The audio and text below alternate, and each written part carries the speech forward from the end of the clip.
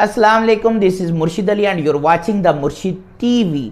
पाकिस्तान की क्राइसिस की बुनियादी वजूहात क्या है और आम पाकिस्तानी इन मसाइल का हल करने के लिए क्या कर सकता है, आज हम इस वीडियो के अंदर आपको बताएंगे पाकिस्तान के मसाइल का हल क्या है।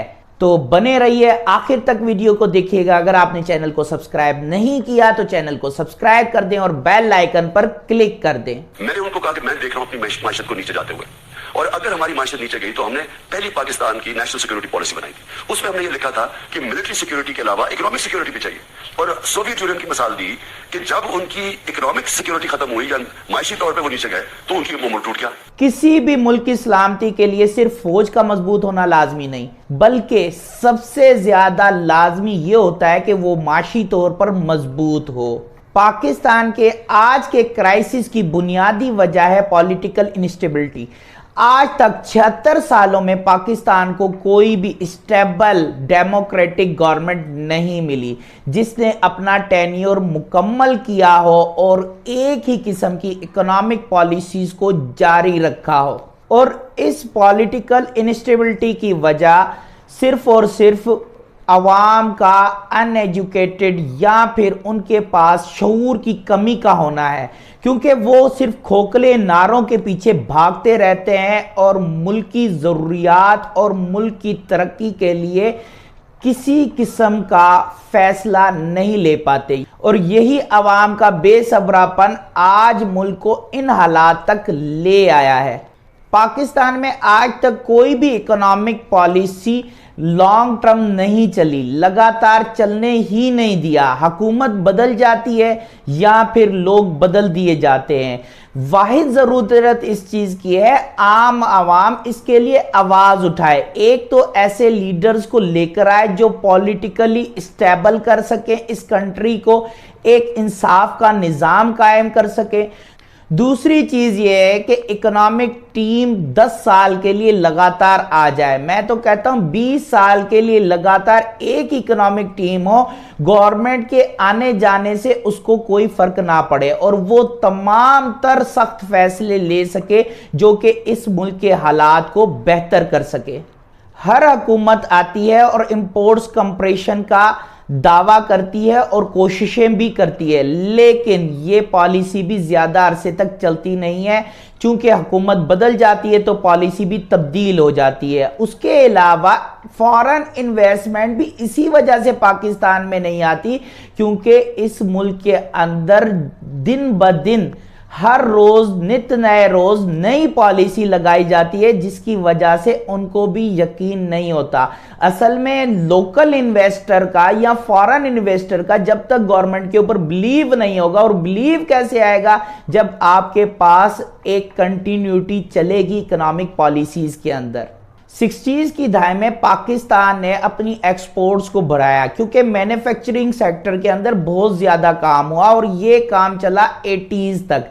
लेकिन उसके बाद फिर पाकिस्तान की एक्सपोर्ट्स कम होती गई और यहाँ तक कि अब पाकिस्तान के एक्सपोर्ट्स एकदम ज़ीरो की तरफ जा रही हैं। बहुत सारी फॉरेन कंपनीज जिन्होंने यहाँ पर आकर इन्वेस्टमेंट की, प्लांट्स लगाए, लेकिन अब वो भी यहाँ से फरार इख्तियार कर रही हैं। बुनियादी वजह हमारी कोई अच्छी पॉलिसी ही नहीं है जो उनको सपोर्ट करे। हम क्या करते हैं, टैक्स नेट में लाने के बहाने, क्योंकि रिटेलर को और होलसेलर को तो हम टैक्स नेट में ला नहीं सकते, वहां पर हमारा वोट बैंक बीच में आ जाता है। तो हम क्या करते हैं, इस पॉलिसी के बरअक्स जो हमारे हत्थे पहले से चढ़े हुए मैन्युफैक्चरर्स हैं उनके ऊपर ज्यादा ज्यादा टैक्स लगाते हैं। उन पे ज्यादा ज्यादा टैक्स लगाने की वजह से ये होता है कि उनका बिलीव गवर्नमेंट से कमजोर होता जाता है और ज्यादा मुनाफा ना कमाने की वजह से वो हमारे मुल्क को छोड़कर चले जाते हैं। यही बुनियादी वजह है कि बहुत बड़े पैमाने पर टेक्सटाइल इंडस्ट्री पाकिस्तान छोड़ के बांग्लादेश चली गई। بھائی مینوفیکچرنگ کمپنیز کو فائدہ دیں گے تو ہی تو ہمارے پاس زیادہ انویسٹمنٹ آئے گی، لوکل کمیونٹی بھی زیادہ مینوفیکچرنگ کریں گی تو ہی تو ایکسپورٹس بڑھیں گی۔ یہ انفراسٹرکچر، یہ ساری چیزیں بن جاتی ہے اگر آپ اپنی انڈسٹریلائزیشن کو مضبوط کریں، جیسا کہ ہمارے پاس 60s کے اندر ہوا تھا، حتیٰ کہ ایک کار مینوفیکچرنگ پلانٹ بھی پاکستان میں آیا تھا اس دور کے اندر۔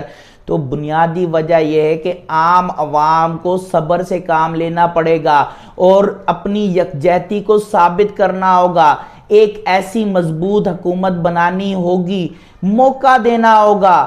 بھائی آپ کسی کو بھی ووٹ دیں، ایک کو ایک اچھے طریقے سے ووٹ دے دیں اور اس کی پالیسیز پہ نظر رکھیں، اگر وہ کام کرتا ہے تو ٹھیک ہے، ورنہ اس کو جانے دیں اور صبر سے کام لیں، یہ نہیں کہ 2 دن کے بعد رونا شروع کر دیں۔ ایک بات یاد رکھیں، اس ملک کو بنانے میں بھی یوتھ کا ہاتھ تھا، اس ملک کو دوبارہ سے ری بلڈ کرنے میں بھی یوتھ کا ہاتھ ہوگا۔ اگر آج یوتھ نوکریوں کا پیچھا چھوڑ کے اور یہ مینوفیکچرنگ سیکٹر کی طرف چلی جائے، 12,000 13,000 14,000 پہ گورنمنٹ دے رہی ہے، یہ سمجھتے ہیں ہمیں کھانے کے لیے دے رہی ہے، کھایا اور ختم کیا۔ اس طرح نہیں کرنا، اس پیسے کو آپ کسی کاروبار میں لگائیں، اپنا کاروبار انیشیٹ کریں۔ یہ اس لیے گورنمنٹ دے رہی ہے تاکہ لانگ ٹرم میں آپ بھی، کسی کے دینے سے انسان کا پورا تھوڑی پڑتا ہے، اور اللہ تبھی دیتا ہے جب آپ محنت اور مشقت کرتے ہیں۔ تو اپنی محنت کو بڑھائیں، اپنے کارکردگی کو بڑھائیں، کاروبار کا سوچیں، کاروبار بڑھائیں، ایکسپورٹس بڑھانے کی کوشش کریں، یہ عام عوام کر سکتی ہے۔